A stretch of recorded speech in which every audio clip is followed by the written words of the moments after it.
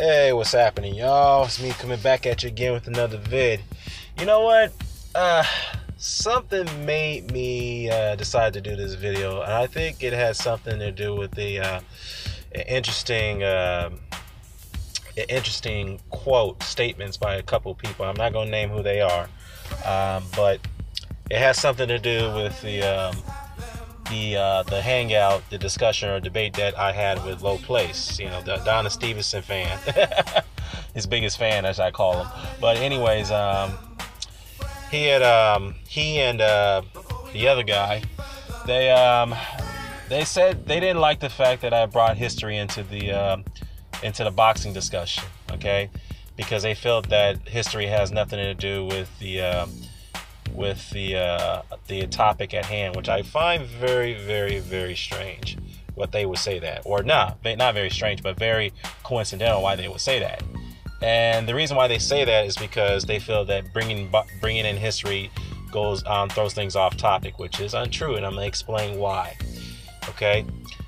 Now, when someone goes out and makes a claim, and I try to get Low Place to admit this, and he was going all over the place with this.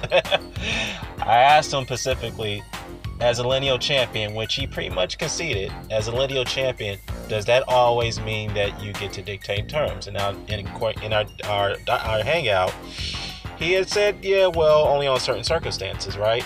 Okay, fine, only on certain circumstances, which I would agree.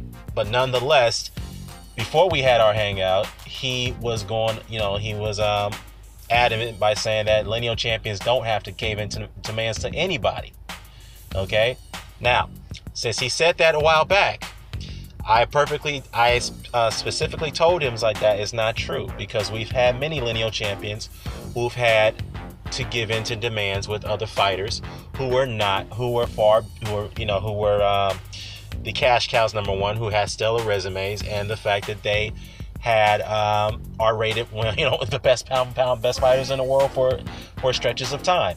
That's why I brought up Hopkins, for example, when he entered negotiations with the likes of Felix Trinidad and Oscar De La Hoya.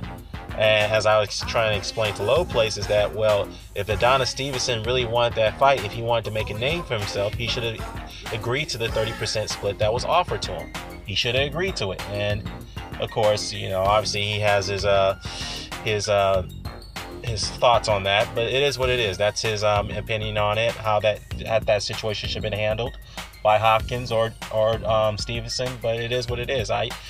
But the fact is, you guys get my drift. The fact is that I made a point that it's not unheard of that a lineal champion goes into negotiations and have to give in to a lower split to a guy who may not have a belt. Although Hopkins' situation, he had 2 belts. Although the other guy may not have a belt, but he supersedes the other guy as a quote-unquote A-side because of the fact that, as I have to mention, that 1, he's the cash cow. 2, he has the resume. 3, he has the same thing, draw power. So, needless to say, now that's for some reason I get accused for bringing that into the discussion as an irrelevant point.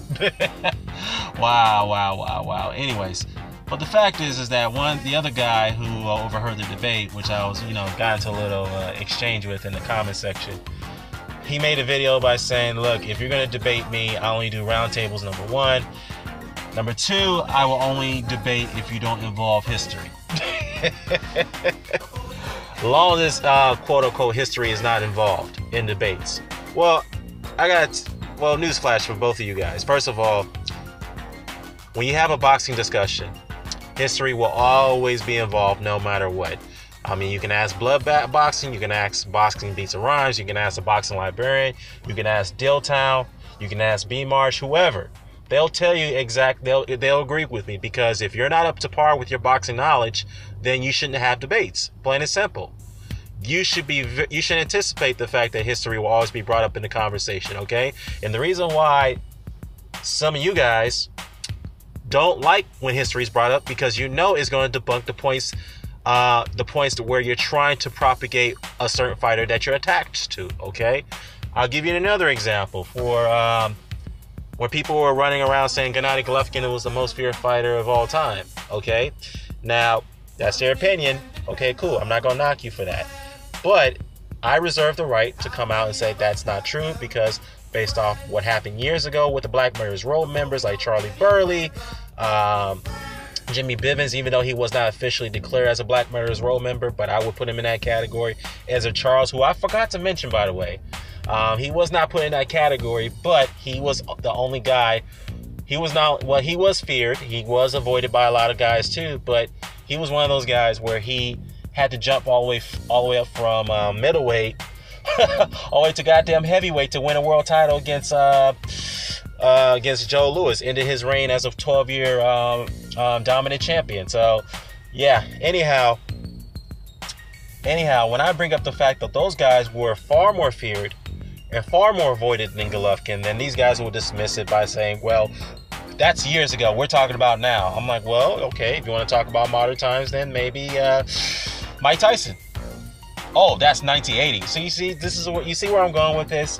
But the fact is that, again, if you're gonna make a claim like that, then you should be prepared that someone who has vast of knowledge when it comes to boxing history will debunk that argument by bringing up past fighters.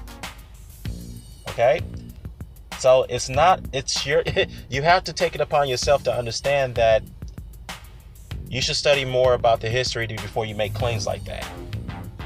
Okay, like I told Low Place when he made a claim where, I don't know why he kept trying to focus on the Joe Smith situation. How Adonis Stevenson had pulled out the negotiations against Joe Smith because Joe Smith won the rematch clause as a challenger. Well, as I explained to Low Place, is that it's, challengers have always got rematch clauses. I don't understand what you're talking about. I forgot to, if I had gotten the chance to explain that Sugar Ray Leonard got one against Marvin Hagler, and one of the most recent ones I forgot to mention is that Andre Ward, as a challenger going into the first fight against Sergey Kovalev, got a rematch clause. So he decides to change it up and say, oh, well, it's got to be somebody worth it. No, I was like, no, that's not the point. The point is that you said that it's unheard of that a challenger asks for a rematch clause against a champion. And the only thing I pointed out to him is that has happened before. It's happened just recently, and he still tried to dismiss it and say, well, it has to be somebody worth the note. So that's not, you see where I'm going with this? Okay. Now, another thing. There's nothing more to be said about this. The only thing I will have to say when I close out this video is that, history's not going anywhere. I mean, you guys cannot undermine it. You cannot, make it seem as if it doesn't exist, because if you're gonna, I also find it a bit hypocritical as well, because you got people calling one fighter pound for pound number one based off this and that, and then they turn around and say that, well, I'm not gonna rank him if he retires today. That's one little quote that really struck me right there in my, I say other people, I meant Low Place when he said that. So that right there was kind of confusing to me. But again, the bottom line is this, guys. Again, I have to repeat myself. History is not going anywhere. It's gonna be part of boxing debates, no matter how you try to spin it. Because there's no way in the world that you cannot say that history cannot be involved in boxing debates. There's no way. No way at all. Okay, so so if you're really keen about the sport and you really have so much interest in it, I would suggest that you go back to the 1900s and study the fighters that fought at that time, and how many Hall of Fame fights did they have, and how many championship opportunities did they get or they didn't get, et cetera, et cetera. What were the stipulations in the contracts they signed to take a fight against a certain individual, and what were the other, corrupt stipulations that they had to oblige to take a fight. So, just my point is just study the history. Study the history as a whole, like me and the librarian and Dilltown, Boxing Beats and Rhymes, Blood Boxing, even 78, all of us just study the history so that way you can understand where we're coming from. But if you're not going to do that, then that's on you. That's cool, no problem. But if you expect to get into a conversation with me, you got to be ready for that. That's the way I am, man. I'm going to bring up history no matter what to prove a point. Okay? And you can't just say that bringing up history makes the topic irrelevant. That makes no sense whatsoever. So, needless to say, I'm out. But before I go, I